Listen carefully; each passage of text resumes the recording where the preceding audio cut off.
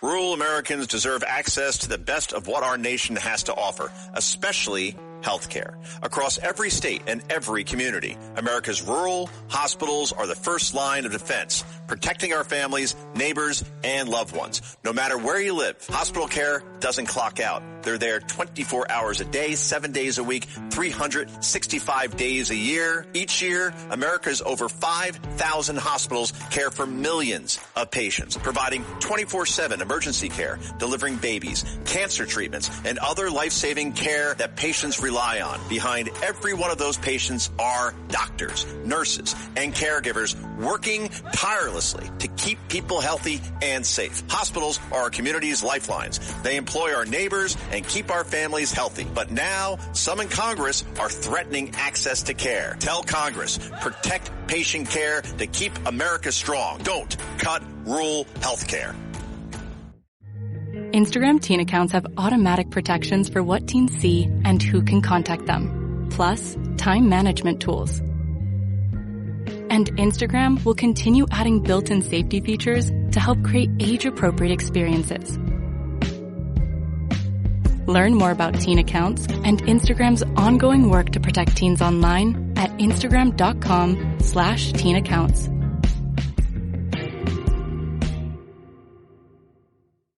Roger Stone Show on the Red Apple Podcast Network. Welcome to the Roger Stone Show. I had the honor of having dinner with the President of the United States last night at his palatial private club and residence at Mar-a-Lago. Actually, when Mar-a-Lago, when Marjorie Merriweather Post, the heiress to the Post cereal fortune and a very fashionable socialite, passed, she gave this ornate, gorgeous, Rococo, Deco, 20s Spanish-style mansion to the federal government. The government boarded it up for 15 years, not knowing what to do with it. There's actually evidence that President Richard Nixon and his best friend, Bibi Rebozo, the Key Biscayne banker, took a helicopter over from Key Biscayne to walk through it when it was closed, given an idea that Nixon might use it as his southern White House. He rejected that as far too opulent and not in keeping with his kind of every man standing with the American public. So the government put it up for auction, and Donald Trump bid $10 million. But because of some unique legal aspect of the bequest from the Post estate, the sale had to have the approval of both the U.S. government and the Post estate, and they would not approve Trump's initial $10 million bid. So Trump then bought the land between the club and the beach, which they did not own, and announced that he was going to build on it. He paid, I believe, $5 million for it. And it would have completely obstructed the views of the Mar-a-Lago Club. Trump then resubmitted his $10 million bid, whereupon it was accepted. And he went in and completely renovated, updated, I should say, the entire classic structure, bringing in the finest artisans from Spain, from Italy, the finest marble, the finest gold. He has made it into a masterpiece. But the mood last night was he was in an excellent mood. It was somber. He was confident that he had made the right decision, and of course, the CIA director the CIA director came in, John Ratcliffe, at one point and pulled him aside and spoke to him briefly. Ratcliffe did an excellent job in this. So he was in an excellent mood, and he talked a lot about privately about he would really like to find a cure to cancer. He's lost many friends, and those he loves from cancer. But beyond that, it was a warm and confident conversation and a lot of lively political talk. It was all off the record, so I'm not able to share it with you. But I have no doubt that many last night at the club were talking about the fact that Hillary and Bill Clinton have finally been on the griddle and under oath this week, something they have evaded. I wrote in 2015 that Bill and Hillary Clinton were the penicillin-resistant syphilis of the American body politic, and their histories of lies and deception and the free pass that they have gotten, their extraordinary, illegal, and outrageous acts has never actually been reported by the legacy media. In 2015, I wrote a book called The Clintons' War on Women, which tells the truth that it is Hillary Clinton who hires the heavy-handed private detectives and the nasty lawyers to bludgeon and silence Bill Clinton's multiple sexual assault victims into silence. Juanita Broderick, who became a good friend of mine, has alleged correctly that Clinton raped her in a Little Rock hotel room in 1978 when he was the Arkansas Attorney General. And she was a nursing home administrator who was volunteering for Slick Willie's gubernatorial campaign. She went public in 1999 on Dateline NBC after initially denying it because I think she was threatened. She's a woman of enormous strength and character who learned how to use social media late and has used it effectively to talk about her personal experience. This is, of course, where famously Bill Clinton, upon assaulting her actually bit through her upper lip. This has also been reported in another Clinton victim by Yahoo.com on the theory that a woman who is trying to stop the bleeding from her lips cannot cover her genitals. It is a nasty rapist technique. Clinton had the audacity as he left her was to say, "I'd put some ice on that if I was you." So that is what we're dealing with. And Hillary Clinton is the one who silenced these women through all kinds of hardball tactics. This is all in my book, and every one of them has had the courage to step forward. It was when Hillary Clinton said in a text message or a tweet that all women, this was during the Supreme Court justice hearings, that all women had a right over Kavanaugh, all women had a right to be believed when they claimed that they were the victims of sexual assault. That's what got my friend Juanita Broderick to step forward and tell the truth. It was an enormous act of courage. But Hillary Clinton's history of lies is quite extraordinary.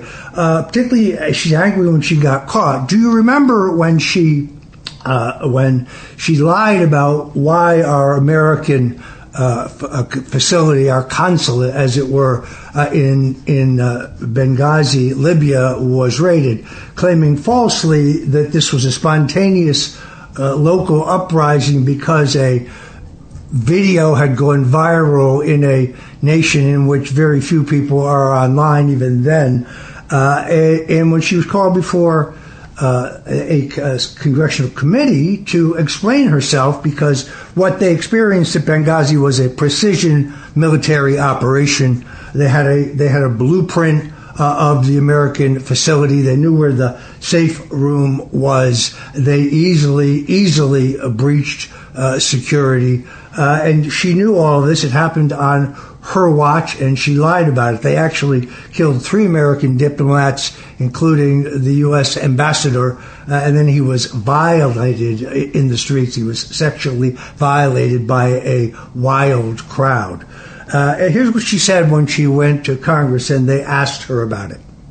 The fact is, we had 4 dead Americans. Was it because of a protest, or was it because of guys out for a walk one night who decided they'd go kill some Americans? What difference at this point does it make? There you go. So, I mean, this is classic Clinton evasion sequence, what I call. So first they start by saying the story's absolutely not true. Whatever you say is not true. Then they switch over to, well, the story's possibly true, but it's motivated by my political enemies. This is also known as the vast right-wing conspiracy phase. Then they switch to, and that was Hillary at about February 26, 2026. Then it's, the story is true, but so what? In other words, what difference does it make? You just heard a classic example of that. Then they shift to, the story is true, and it could be a source for problems with someone else, but not for a Clinton, because no nefarious purpose was ever intended. This is kind of the we're good people phase. Nobody buys it. Then they get into the gray area. Like Bill Clinton saying, it depends on what your meaning of the word is. That was Bill Clinton around February 27th, 2026. Then they shift to everybody does it. Then they move over to mistakes were made. This is called, in Watergate parlance, the modified limited hangout phase. Then it becomes, the Clintons' work is too important to the country to allow this scandal to stop the Clintons' mission. That's kind of the Daniel Patrick Moynihan cover phase. And then the Clintons shift to, it's old news. It's already been covered. They're beating a dead horse. This has worked for them again and again and again. This is a woman who lied about whether she had 33 classified emails on her private email computer, illegal computer server, under oath. She destroyed that evidence with beach blit and a hammer by her own admission, or she ordered others to do so. This is a woman who, again, is what recently as last week recycled the claim that Russian interference with the Republicans, her words, were the only thing that had stopped her from being president, which we now know is a complete fabrication, the brainchild, I think, of her oldest serving and most discreet political advisor, Sidney Blumenthal, late of the New Republic. But she recycled that lie yet again. So, and then when it comes to the Clinton, she said, the Epstein, she now says, we have no links. My husband was on his plane a few times for charity, a few as in 27. Secondly, there are non-AI generated pictures of them together, even though she says she has never seen him. She does not explain how Ghislaine Maxwell, who's essentially Epstein's recruiter and pimp, who has been convicted of those crimes, is an honored guest at Chelsea's wedding. She says, somebody brought her as a +1. She doesn't tell you that the Clinton Foundation gives $4.8 million to the Terra Mar Foundation, an environmental foundation run by Ghislaine Maxwell, which very actively seeks younger interns for their environmental activities, completely funded by the Clinton Foundation. In fact, Jeffrey Epstein provided the seed capital for the Clinton Foundation, and the Clinton Global Initiative is essentially, if you look at the DOJ emails releases, is essentially his idea. They both took campaign and nonprofit funding from Epstein. Hillary Clinton got the financial support of Epstein, as did the New York State Democratic Party. So the Clintons are busted, and there's so much more to tell about them. But we've got a great show coming up. We're going to cover developments in Iran. Whatever you do, don't go away. The Roger Stone Show on the Red Apple Podcast Network.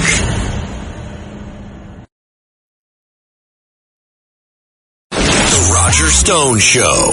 Entertaining and informative on the Red Apple Podcast Network.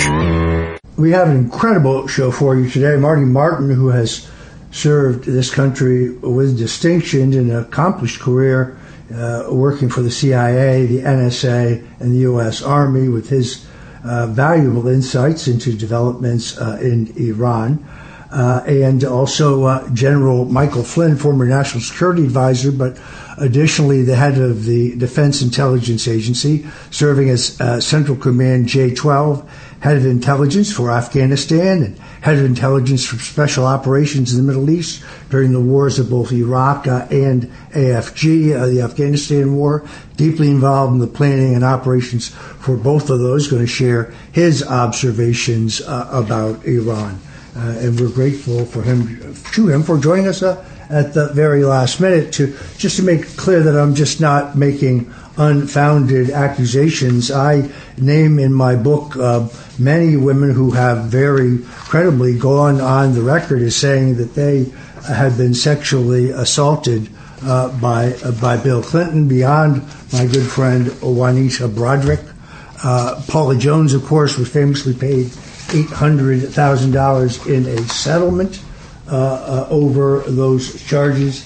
It also includes Kathy Willey, who graciously wrote the introduction for my book, The Clintons' War on Women. He took advantage of Willey at the time that she was grieving over the suicide of her husband. It's an extraordinarily raw story. Leslie Milwee, a former TV reporter, came forward in 2016, said that Clinton had sexually groped her 3 times in 1980 when she was a state employee. And, of course, it all begins with a story of Eileen Wellstone. J. William Fulbright, the extraordinarily powerful Democrat U.S. Senator from Arkansas, chairman of the Senate Foreign Relations Committee, pulled strings to get a young Bill Clinton out of Boise State and directly into a scholarship, a Rhodes Scholarship, at Oxford. But strangely, the future president never finished and got his Oxford degree, and it is alleged that he sexually assaulted a 19-year-old English woman who filed a report with campus police. This was in 1969, happened after she said they met at a pub near Oxford University. The Clintons' excuse that for never staying around to get his Oxford degree at that point was that he had been accepted at Yale Law School, but and he thought that was better for his future legal career.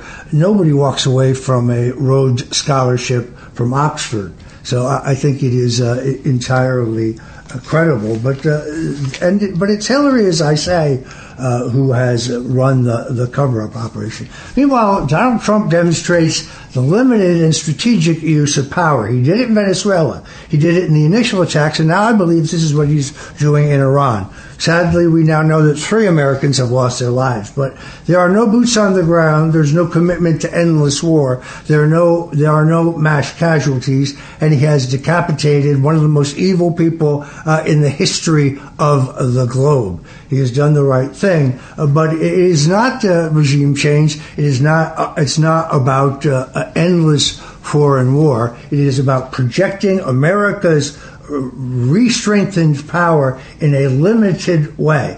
Trump is, by nature, I think, still an anti-interventionist. On the other hand, when he sees 30,000 people being slaughtered like dogs in the streets, which is what has happened in Iran, and all reasonable negotiations run out, and it's clear to him that all the Iranians are doing is stalling so they can regroup and re-strengthen themselves, projects American power. This is the peace through strength of Dwight Eisenhower and Ronald Reagan, not the neocon, let's go looking for wars where we have no inherent natural interests of the Bushes, the Clintons, the Obamas, and the Bidens. The Roger Stone Show on the Red Apple Podcast Network. The Roger Stone Show. Entertaining and informative on the Red Apple Podcast Network. Welcome back to the Roger Stone Show. Now I'm joined by one of my favorite guests because Rod Martin, who is a technology entrepreneur, an investor, a futurist, but he's also a guy who completely understands politics. He's a businessman who understands politics. He served as not only a policy director for Governor Mike Huckabee, but more importantly to me, he was a top congressional aide to the great John Paul Hammerschmidt, through 13 terms in the House, the first Republican elected from the House in Arkansas since Reconstruction, very close friend and advisor of Congressman, then Senator, then Vice President, then President Richard M. Nixon. So I salute Rod, your service to a truly great man. But above all, Rod is a thinker, and he and I kind of share a pro-free enterprise libertarian streak, and I'm glad to have him with us today. Rod, welcome. Wonderful to be here. So this is kind of apropos something important that I think you have written. Last night I was at dinner with the president at Mar-a-Lago, and a woman who is an American citizen, but of Indian descent, thanked the president for his peace-making efforts in averting what the president thought, and all of us thought, could have been perhaps even a nuclear war between India and Pakistan. You have a terrific piece talking about recent developments in India. Tell us what's going on here. Well, and of course the India thing is a piece with the Iran thing, which is also of a piece with the Venezuela thing and the Cuba thing, and all of it comes back to China. And this is really an extraordinary thing we're watching unfold. Donald Trump has a vision for all of it that is comprehensive and coherent, and he's just moving the pieces around the board like a chess master. And, you know, his communication style distracts his opponents from the reality of what is taking place. It's really hilarious to watch. But the Indian thing in particular is a special note. So we have spent 80 years watching the Indians pretend to be the leaders of the non-aligned movement while they were really cozying up to the Russians, whether it was during the Cold War or after. And, yes, of course, they've been one of Russia's chief arms clients. They've also been one of Russia's chief oil buyers under sanctions since the outbreak of the Ukraine war. Without those Indian oil purchases, Putin is in a lot of trouble. It's very, very difficult for Russia to finance this war without the sales of sanctioned oil. And, of course, this is a lesson that Donald Trump learned extremely well from Ronald Reagan in the middle of the 1980s when President Reagan and King Saud of Saudi Arabia collapsed the price of oil to starve the Soviet Union of the hard currency earnings necessary to keep up in the arms race. So we've been going along like this, and then Trump, slaps a 50% tariff on the Indians a few months ago, and Prime Minister Modi throws a fit and goes off to Beijing and reviews nuclear missiles with Putin and Kim and Xi. But quietly behind the scenes, the trade negotiations were going on. So the big earthquake no one is reporting, and your show will be one of the first, is that on the 2nd of February, India signs this incredible trade deal with the United States, really flipping the script from super protectionist India to an India that's paying 18% tariffs to the United States and charging 0 to the United States. Another tremendous deal by Donald Trump. But the big story is 4 days later, when all of a sudden they go from being a purchaser of Russian oil to actually cooperating with the U.S. Navy to interdict and seize Russian oil tankers in the Indian Ocean. This is an earthquake. India was one of the biggest purchasers of Russian oil. China is one of the biggest purchasers of Russian oil. They take 40% of Russia's exports. China also takes 90% of Iran's. So everything comes back to Trump's China strategy. He intends to encircle them. He intends to defang them. He intends to put them in a box where they actually have to do business rather than invade Taiwan or start a big war. And he's depriving them of the ability to act badly, too. It's really a tremendous story. But flipping India to the American team is one of the bigger geopolitical earthquakes of the last 3 decades. And you can thank Donald Trump for it. Mainstream media hasn't picked it up at all. Yeah, it really is extraordinary. Could I be wrong here, Robert? It looks to me like the president is systematically choking off China's access to oil. They were buying 80% of the output from Venezuela. I think some say that their supply could be crimped by as much as 30% at this point, or more. Well, it's not so much that they can't get oil as that now they have to pay full price.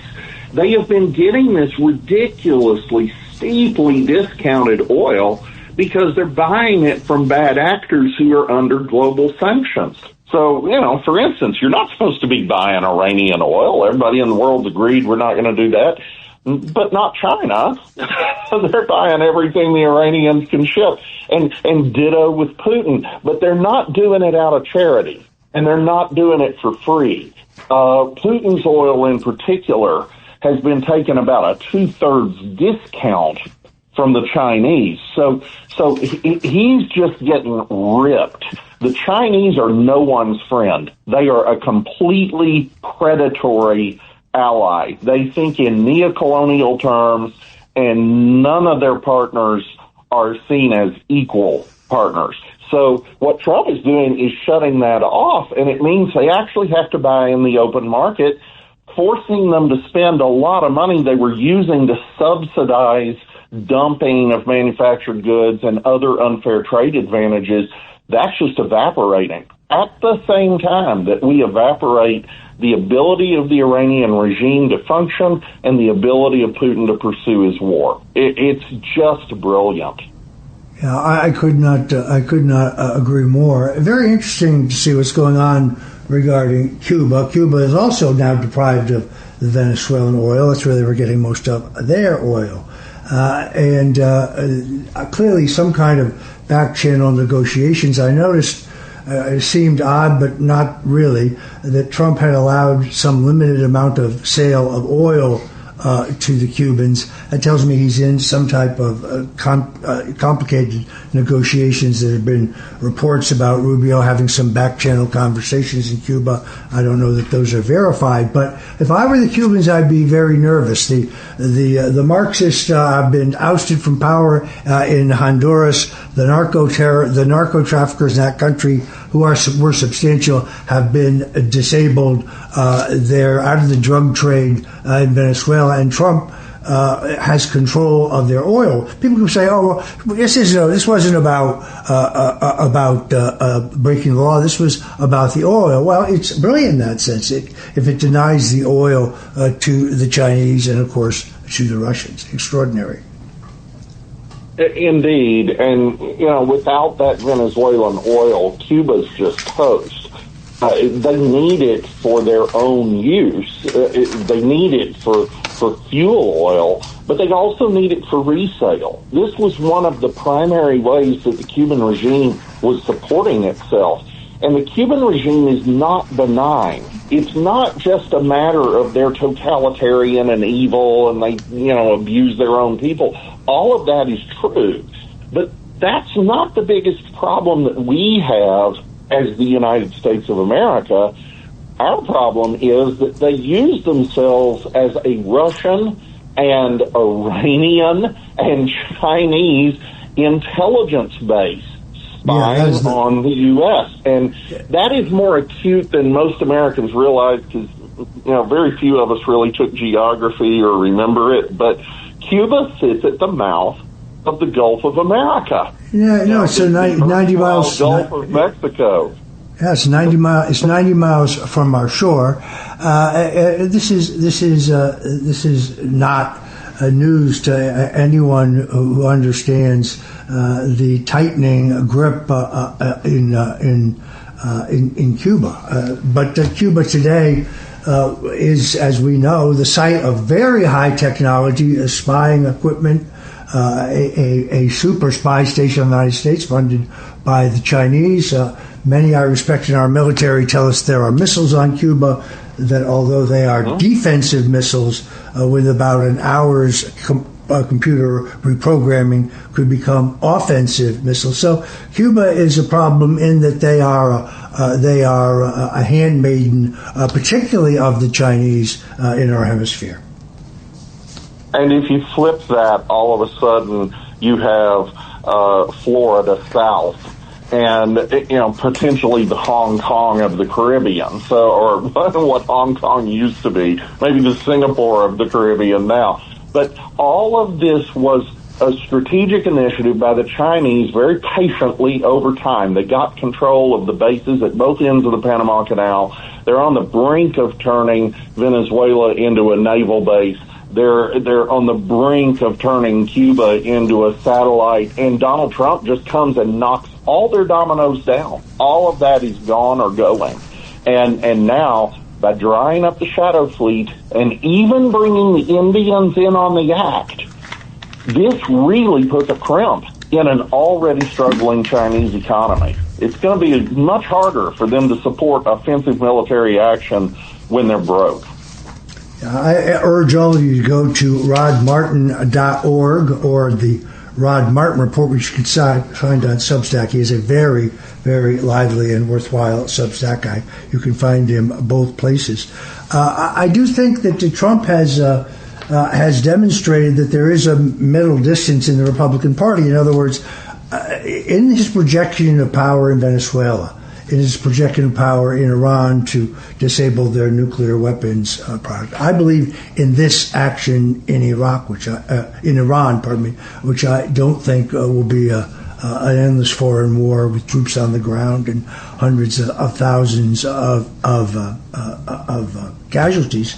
I think he is satisfying both wings of the party. He's not afraid to use America's strength when he must, and when there are dire circumstances and our inherent national interests are concerned. But I don't think that. I think he understands that prolonged war is not what he was elected on, and he understands that he was the nation's largest critic to that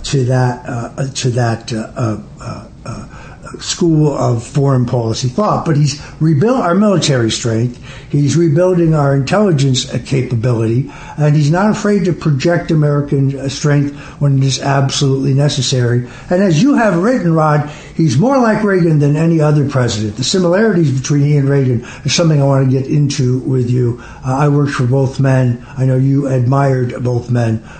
You've written eloquently about it, and you and I are going to kick that around when we return. Again, go to rodmartin.org, rodmartin.org, or the Rod Martin Report on Substack, both must-reading every single day. I'm Roger Stone. You're listening to The Roger Stone Show on the Red Apple Audio Networks, and we'll be right back.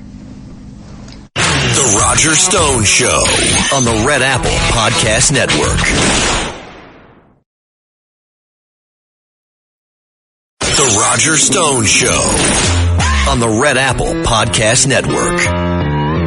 And we're back with one of my favorite entrepreneurs, thinkers, and a man who had the honor of working for the great J.P. Hammersmith, who was a great American patriot, served his country with dignity, strong supporter and close friend and advisor to Richard M. Nixon. Rod, you have written extensively at the Rod Martin Report and talked on media about the many parallels you see between the Gipper, Ronald Reagan, who I had the honor of working for in 3 campaigns, 1976, 1980, and his 1984 election. I spent much more time with him and built a stronger personal relationship with him in the very first campaign, because we were a ragtag band of party conservatives seeking to wrest the nomination from the appointed president or the vice president who became president, Gerald Ford. But how do you see those parallels?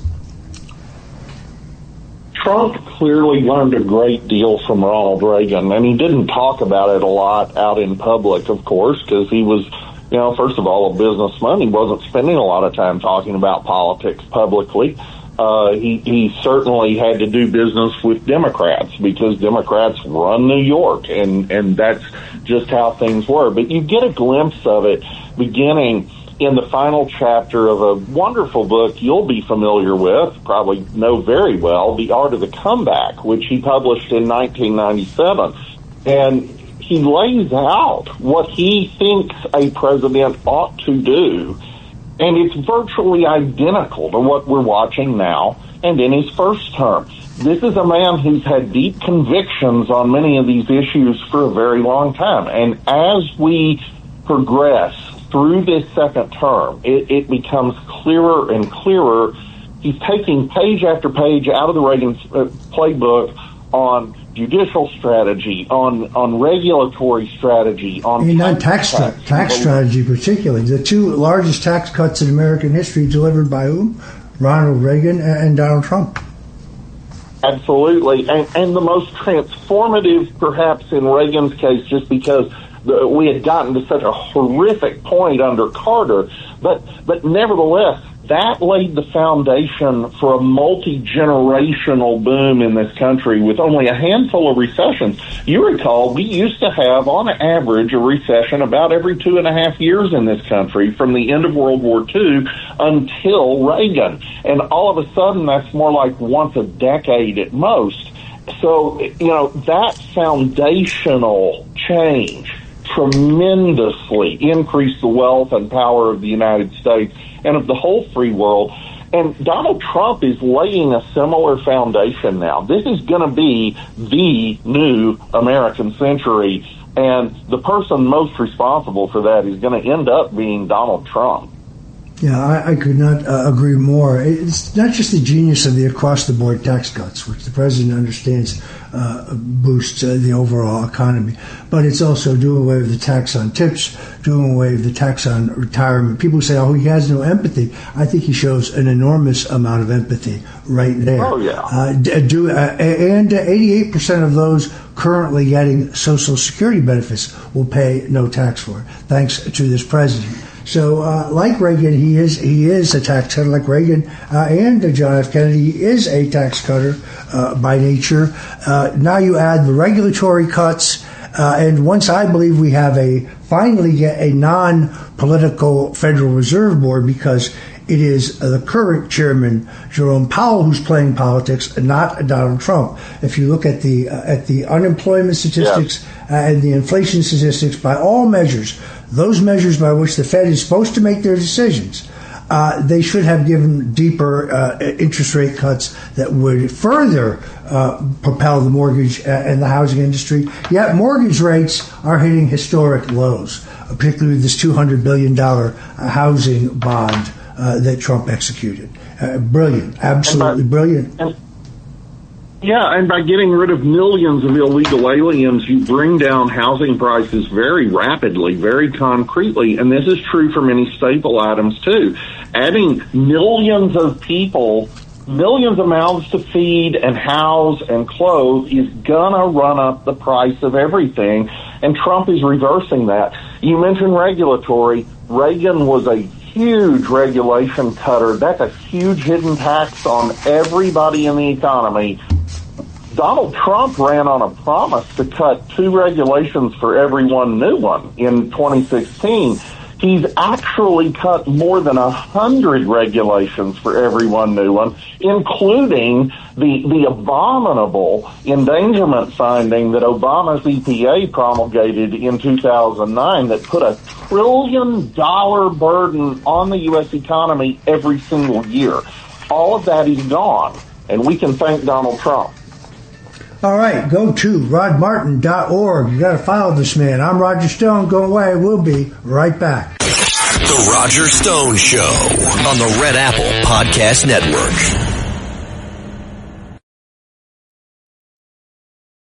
The Roger Stone Show, entertaining and informative on the Red Apple Podcast Network. Welcome back. My next guest is someone for whom I have enormous respect because of his accomplished career in which he served this country with the Central Intelligence Agency, the NSA, and the U.S. Army.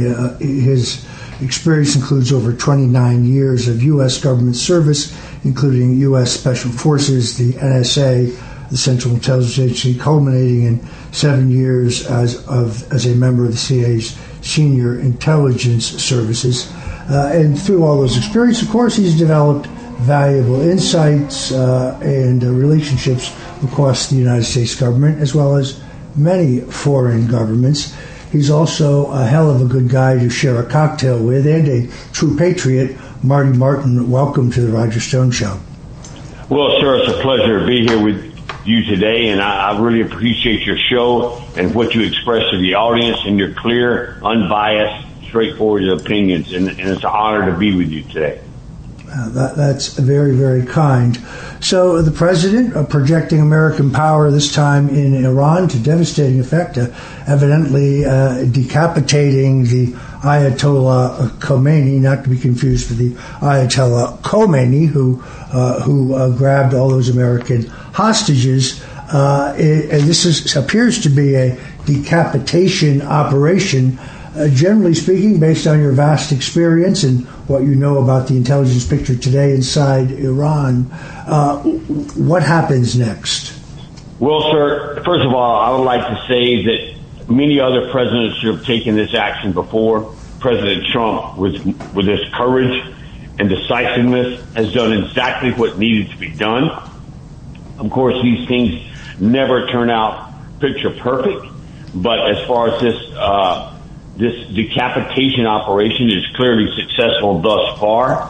I would say the next thing we need to think about, obviously this is about the Iranian people.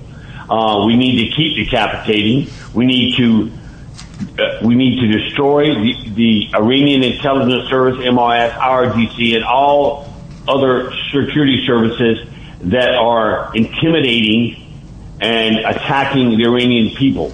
The next step, we hope, would be a convulsive, and it will not be pretty. The Iranian people will probably, obviously, turn on the regime, overthrow the regime. And now, what we hope to find, and I'm sure they're searching, but not quite yet, is a capable, secular leader that the Iranian people will respect, that will be pro-West, U.S. friendly, that we can now have a secular regime in Iran, which would change the complete map in the Middle East. Look, I feel very strongly we need to drive the country as soon as we possibly can. We have a lot of cleaning up to do. The brutality of this regime. You're talking about people who conducted mass executions in the streets as a terror warner to others not to cross the regime. This was a particularly brutal and vicious regime, but the understanding is their public viciousness is what it only helped to convince the president to use his power on a limited but effective basis to stop the killing. He warned them. He did warn them, but they didn't listen to his warning. How fragile now do you think the whole Iranian, the National Guard, their Republican Guard command structure is? We heard that some 40 other leaders were killed, like the supreme leader, but I'm not sure what's left intact. I think it's fragile. It's desperately trying to hang on. That's why it widened the conflict. That's why it struck out its Arab neighbors.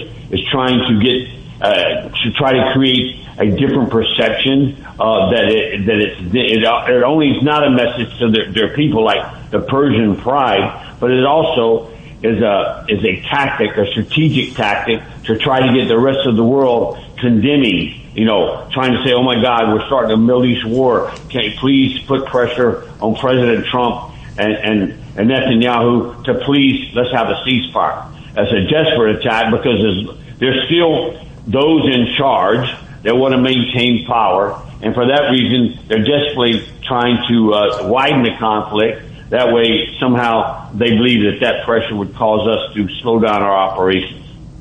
Look, Donald Trump is a man who will try to negotiate peace or a settlement before having to use American power. But I think that the time came with his discussions with the mullahs that he realized that they were just playing for time to reinforce their position, and that they continued these brutal mass killings. Some months ago, 3 members of the resistance, through a former U.S. senator who was a mutual friend, wanted to come and brief me on the situation firsthand on the ground in Iran. And I agreed. When we went to dinner, there were only 2 guys there. And I said, hey, whatever happened to the third guy? And he said, he was assassinated in Paris last week. So this is the brutality of these people. Again, I think you notice the first strike was from the Israelis, and then the second strike was from the United States. Obviously, there had to be very tight Central Intelligence and intelligence work here linked together. How deep is that partnership to the extent that you can, speak without revealing sources and methods, obviously? Well, I believe at this point, on this particular mission, the Israelis and the U.S. are working hand in glove. I would say there's completely coordination. All aircraft, the whole operation is a combined operation with each having its separate roles. And going back to your point about President Trump and his desire for peace, but unafraid to exercise U.S. military force. The same thing with Maduro. He gave him opportunity after opportunity to negotiate.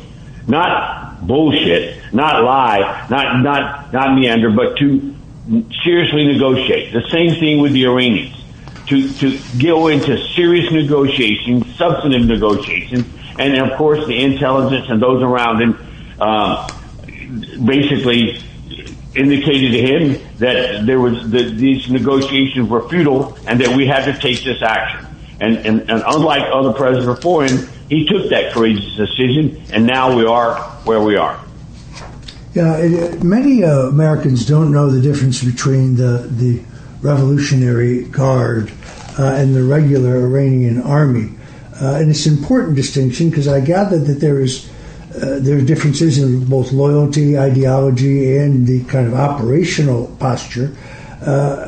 Is it possible that the armed services turn against the mullahs at this point?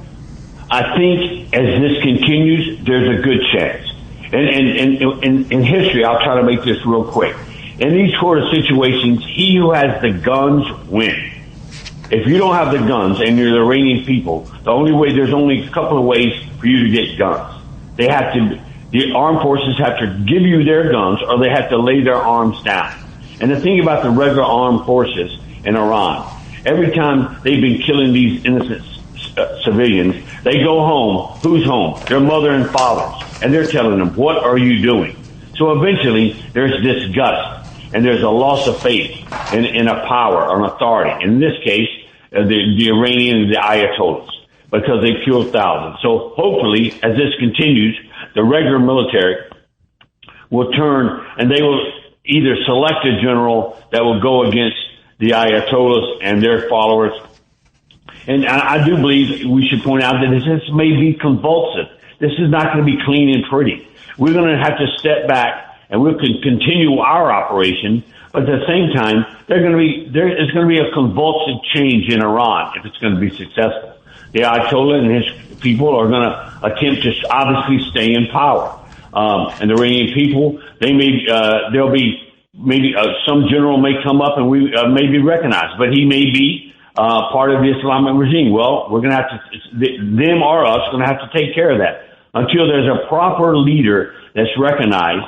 And it, of course, stands up, wants to communicate, wants to also move forward toward reasonable elections at some point in the future. But once security and stability has been established. Yeah, I think it is absolutely clear. I don't think the answer to this vicious theocracy is going back to the monarchy. I don't think there's any inherited right. And yes, the Shah was a loyal ally of the United States, but he was not exactly a paragon of human rights either. And although it was a more cosmopolitan society, certainly women could be educated, women could dress as essentially as they pleased. People were allowed to study abroad. Nobody has said that there's a hereditary right to just come back to power. I think we have maybe some kind of provisional government, transitional government, until reasonable elections could be held. This is this is an educated society, and elections are entirely possible. But I also think I want to get your take on things going on in this hemisphere, Marty, because Trump, like Reagan, has taken a very, very hard line on narco-terrorism, narco-Marxist terrorism, and trafficking in this hemisphere. And Secretary of State Marco Rubio leading that charge. I want to get your take on that. Events in Cuba, events in Honduras, events obviously in Venezuela. We're joined by Marty Martin, a man who has served his country at the highest levels of U.S. intelligence, but a true American patriot, a man with a long record of bravery. I could spend the whole segment just telling you of his many accomplishments for the United States of America, but we're honored to have him. And when we come back, we're going to do a little more looking at what's going on in this hemisphere and perhaps a bit more about Iran. So whatever you do, don't go away. The Roger Stone Show on the Red Apple Podcast Network. The Roger Stone Show, entertaining and informative on the Red Apple Podcast Network. And we're back with Marty Martin. In 2002, Marty Martin was selected by the Director of Central Intelligence as the senior executive and operational manager to lead that agency's global effort to successfully neutralize al-Qaeda. It was during that specific period of his leadership that the lion's share of the perpetrators of 9/11 were nullified. We're proud to have him with us today. Marty, I do before we leave Iran, because your knowledge is deep. Iran is Shia-led. Many of the adversaries in the region, of course, are Sunnis. This is an important distinction. So how does this sectarian identity, these rivalries and this proxy warfare within the Muslim world affect us? I think we need to understand and recognize that as far as they're concerned, the Iranians, that the Shia believe, obviously, it's in that sect that's the rightful, heirs for Islam, whereas our Sunni friends in the Gulf represent the other side, in Medina, the Holy Mosque, the holy sites in Saudi Arabia. They believe they're the protectors of that. It does play a role to a sense, but oftentimes it's clear to point out when it comes to hatred for us, Islamic extremism, both Sunni and Shia have worked together, just like ISIS. They were primarily Sunni, they were also supported by Iran. When it comes to hatred and those sort of groups, Islamic extremism, their enemy is Israel and us. Now, when it comes to interaction on a different level between those nations, that's where that rivalry is there. But it's also, it plays a influence, but it's not an overriding theme. I think you have absolutely identified that dynamic. How, at this point, what is the truthful reaction of those, of the Saudis, of the Egyptians, UAE, the other Gulf nations to our actions in Iran? I think they were pleased. They can't announce it because some of their population sometimes, when you look at what's happening in Gaza vis-a-vis that, you see us partying with the Israelis. Some of their population will have stronger reactions against that. But I think for the governments themselves, they've long realized that Iran was their enemy. In fact, Iran had tried to conduct operations against Saudi Arabia. You've seen it fire at our bases in Bahrain and Qatar. They've long played a underlying role of trying to destabilize our good friend King Abdullah in Jordan. The Iranians have long tried to undermine him there. And I think that in some, they know that Iran is a pariah, and it supports pariah groups, and those groups will always be a tool that they would try to use to destabilize those countries. So how now do you think Moscow and Beijing respond to a weakened Tehran? I think that's an outstanding question, sir. It's going to be very interesting to see what China does. China's been supplying Iran with the missiles and armaments. Now, as this thing continues, they're going to get theirs depleted, but ours is too, because many of our arms and our missiles have also been given in the Ukraine-Russian conflict. And so it's going to be who can out-manufacture. And that's where President Trump goes back to say we must increase our own internal capability to manufacture, make things. But the Chinese will be very interested to see how they play this. They remain quiet, although if they start resupplying, they did it after the 12-day war. They start resupplying the Iranians, resupplying them. Because if you look at what's happened in recent months, the Chinese influence in Venezuela, gone. The Iranian influence in Venezuela, gone. And our hemisphere is getting driven out by decisive action. As you point, if you think about it, Chinese, fentanyl, the drug cartels, that's China. They're supplying the materials. And so when we confront those cartels, we're in essence confronting those surrogates which are working on behalf of China or profiting from that. And so it'll be very interesting to watch China vis-a-vis Iran to see how they play this. But there's a message there. If you attack Taiwan, you see this, the strongest military in history, what it's capable of. Don't think that it's just going to, that Taiwan will just go quietly into the night. I'm afraid we have to leave it there. I want to salute my good friend, Marty Martin, who's served this country with great distinction in our intelligence agencies, in the U.S. Army. So much he'd love to tell us, but he can't because it's still classified. Marty, thank you for joining us with your unique insights. Thank you, sir, and God bless. All right, we'll be back with more. General Michael Flynn, former National Security Advisor, but just as importantly, the head of intelligence for the Afghanistan and Iraq operations, joins us. The Roger Stone Show on the Red Apple Podcast Network. The Roger Stone Show on the Red Apple Podcast Network. Welcome back. Joining me now is a man for whom I have both enormous respect and affection. General Michael Flynn not only served this nation as President Trump's first national security advisor, but he also served as the head of the Defense Intelligence Agency, specifically served as a Central Command J2 head of intelligence in Afghanistan and head of intelligence for all special operations in the Middle East during the wars in both Iraq and Afghanistan. Deeply involved in planning and operations for multiple Iranian contingencies. There's no one I respect more. There's no one whose views I'm more anxious to hear than General Michael Flynn. General Flynn, welcome to the Roger Stone Show.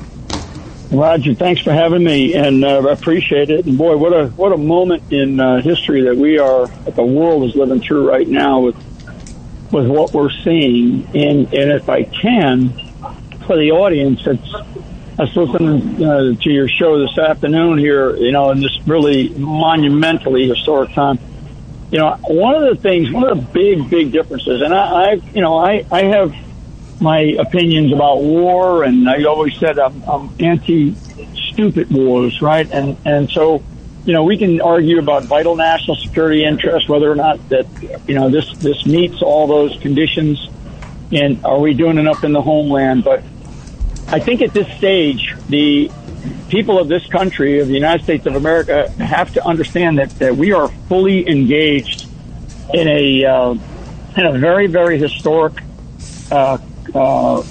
conflict, war, however you want to describe it.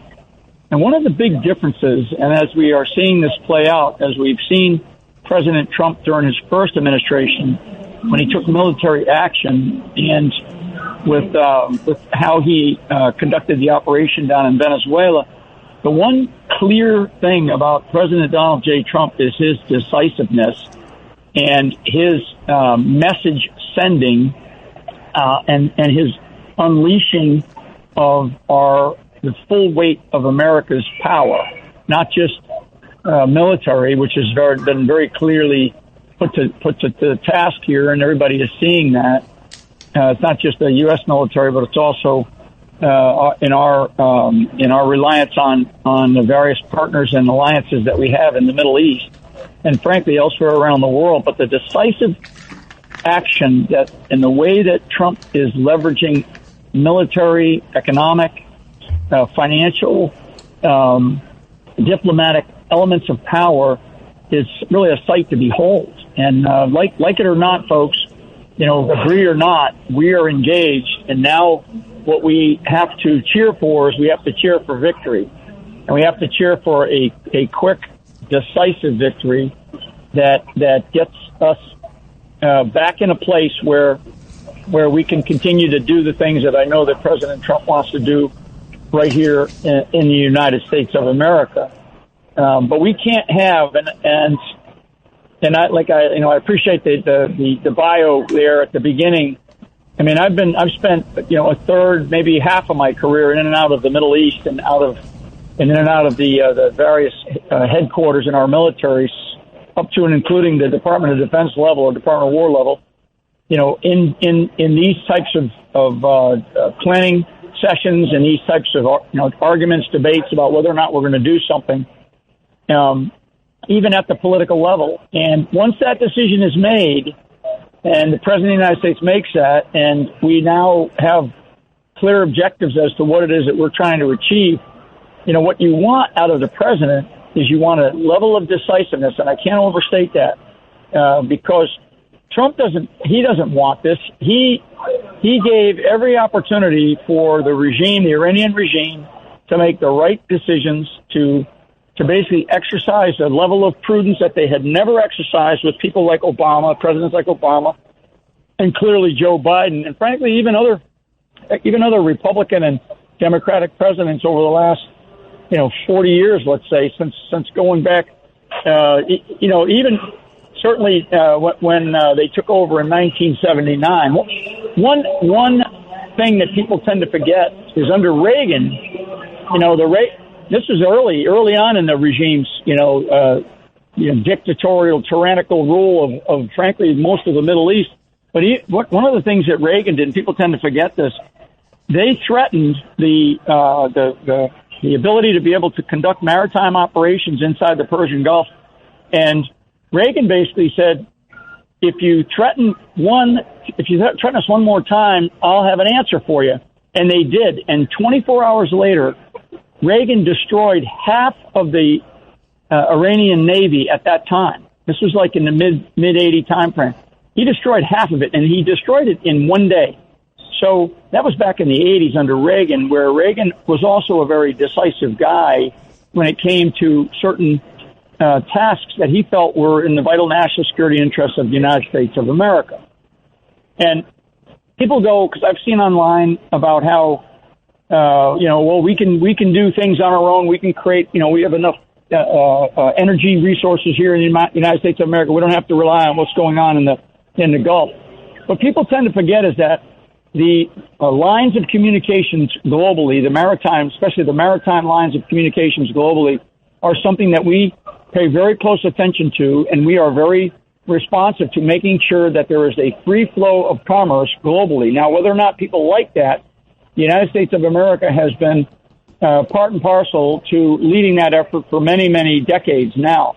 And one of those critical lines of communications, maritime communications and energy flows comes out of the Persian Gulf. And it's not just what goes to China or what goes to parts of the world over there. It's what comes out of there and goes to the rest of the world, to include Africa, Europe, South America. So, is this about economic strength? Is this about making sure that there is a stability, a global stability? You're damn right it is, folks. And these are the kinds of things, these are the kinds of decisions, certainly the kinds of conversations that I guarantee that during the national security meetings that Trump had leading up to this particular operation, he was asking those types of questions and he was getting those types of answers.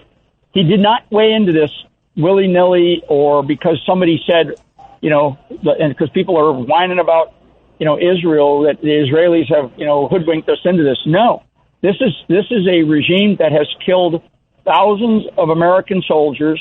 Over 600 were killed in Iraq. Remember I think it was the 283 in October of 1983 Marines that were killed in the Beirut bombing. We have the Khobar Towers. I mean, the Iranian regime has been a horrible blister in the rear end of the world, and certainly that particular region. And we just can't have it anymore. These people were going to the point where they are so dangerous. Now, I'll stop there for a second to see if you have any questions, because I want to kind of talk about what capabilities the Iranians still may have. Yeah, that was where I was going to go. Look, Iran's regime has openly called for death to America while orchestrating attacks on us. As you mentioned, the 79 hostage crisis, the attack on the Beirut Marine barracks, the attack on the USS Cole, the maiming and killing of U.S. troops in Iraq. These are bad actors, and they were playing for time, and Trump called their bluff. But that was my exact question. How much of their control structure, this is a brutal regime, a brutal autocratic police state regime, how much of that is still intact with the death of the supreme leader and, as reported, 40 top leaders? Yeah, so people need to understand that, this regime has been in office, so to speak, in charge for decades. So they plan for these types of contingencies, because there have been many times in the past where the American presidents have threatened, or certainly our military operations in Afghanistan and Iraq for many, many years. They always felt threatened. So they actually plan for many, many different contingencies. So I don't want people to think that this thing is going to end, in 24 hours and everybody's going to go, okay, time to go home. The Iranian regime has contingencies. They have forces. They still have a large inventory of missiles, and we're seeing them continue to be used. We're seeing drones be used in the region. Certainly, I think that now we're talking about upwards of about 12 different countries have experienced some type of attack. I am very worried about what we just saw down in Austin, Texas, in the last 24 hours or so. This retaliatory type attacks here in the homeland by these sleeper cells. I'm very worried about that, very concerned. We'll see how that plays out. I think that the situation in Austin is tragic, and it's a signal or a sign of what might come here in the U.S. But the battlefield today, and I think the bigger answer to this is that the battlefield today is not just a response by Iran into Israel or into Saudi Arabia or into one of the regional partners. The response, that the battlefield today is a global battlefield. That means that we could and should expect responses from supporting terrorist elements of the Iranian regime anywhere in the world. And I think we saw some of that, just an inkling of it in Austin, Texas, just here in the last 24 hours. But the depth chart for Iran is deep. This is a country 4 times the size. I want to say this again. It's 4 times the size of California. It has 90 million people.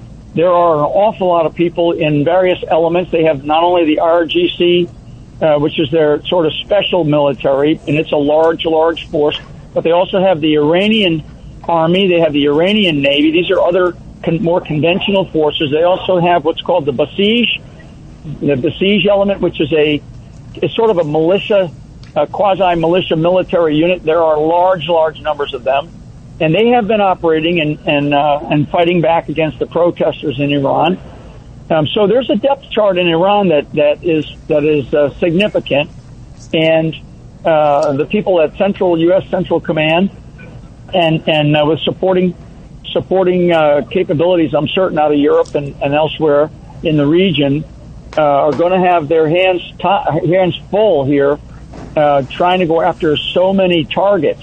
So many types of enemy targets that they have. I mean, we've already seen the president responded to some of the naval engagements in the Persian Gulf. And one of the things that we've got to make sure that we keep the Straits of Hormuz open, even though if it were to be shut down, I know that the Iranians have threatened it. If it were to be shut down, the U.S. Navy could open up those straits there very, very quickly. I do worry about other critical lines of maritime communication, like the Suez, and it looks like the Egyptians, President al-Sisi, looks like he is supporting us, which is a good thing because the Suez Canal is a very, very vital waterway coming out of the Mediterranean from Europe and into the Red Sea. So the geography matters, the depth chart of the Iranian military matters, the depth chart of the Iranian political leadership matters, and they plan for these types of things. People need to know that. And let me throw out a name for many of our veterans that are listening to your show that fought in Iraq, the name Muqtada al-Sadr. Muqtada al-Sadr. He's a quasi-imam, but we had battles in what was called Sadr City in Iraq. A good friend of mine was killed in Iraq in that particular, the first battle in Sadr City. Well, Muqtada al-Sadr is hugely pro-Iranian, and he is in charge of about the southern half of Iraq. So we have to also pay very, very close attention to not just specifically Tehran or some of these cities that are being hit by our great military. We also have to pay attention to the partners that are there in the region. Iraq is supposed to be a partner of ours, but yet there's people inside of Iraq that are not, and I just mentioned one. Additionally, you have Afghanistan, and of course, Afghanistan and Pakistan. Just this past week, they are in a quasi-conventional fight. The Pakistanis have been doing bombing runs into Kabul. General Flynn, we're going to have to take a quick break, and we'll be back with more of my good friend General Michael Flynn. Don't go away. The Roger Stone Show on the Red Apple Podcast Network.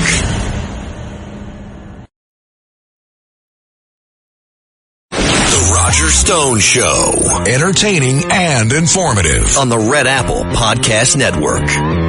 And we're back with General Michael Flynn to get his unique perspective on events in Iran. General Flynn, the most encouraging thing today, of course, is that the wounded but not dead regime in Iran has threatened to close the Straits of Hormuz, which would have an immediate impact on world oil prices. But according to General Flynn, the U.S. Navy could reopen it relatively easily. It sounds like you think that the naval capability of the mullahs may not be so strong.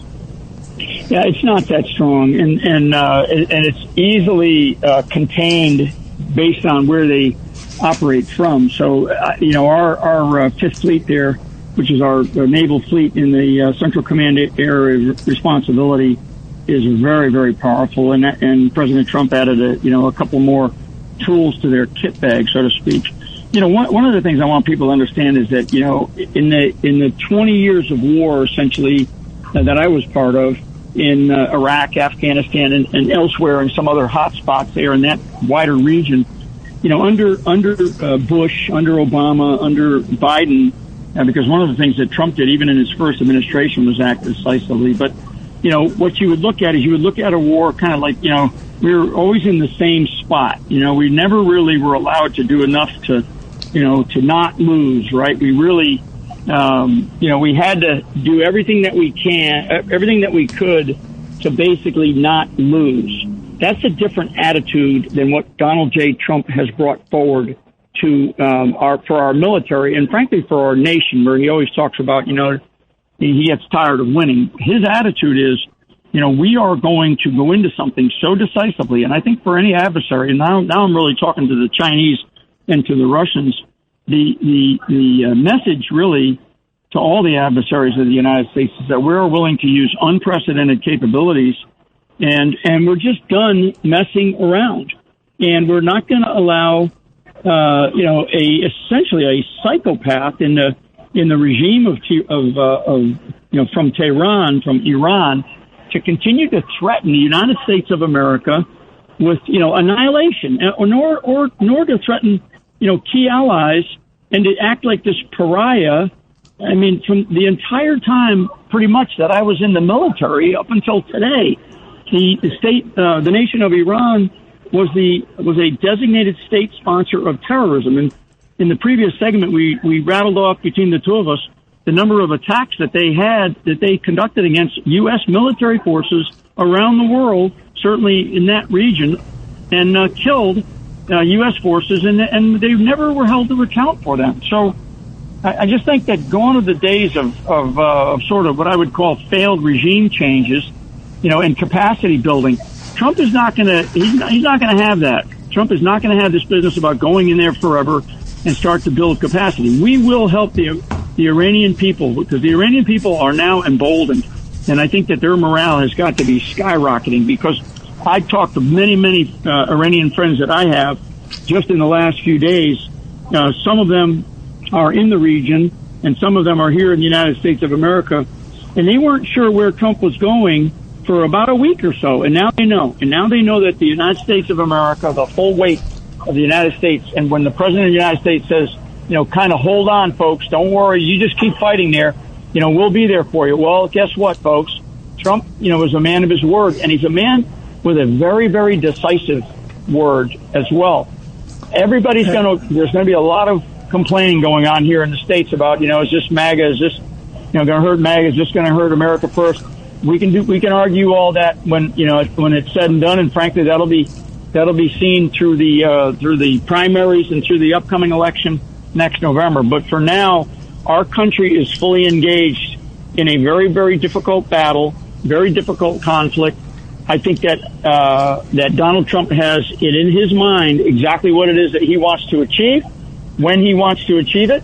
And trust me, folks, that he is going to be, on top of this with his military commanders and, frankly, with his economic team and his diplomatic team, and Rubio and Scott Bessent and others on his team, to make sure that we get the things done and achieve, and the goals that we need to achieve done.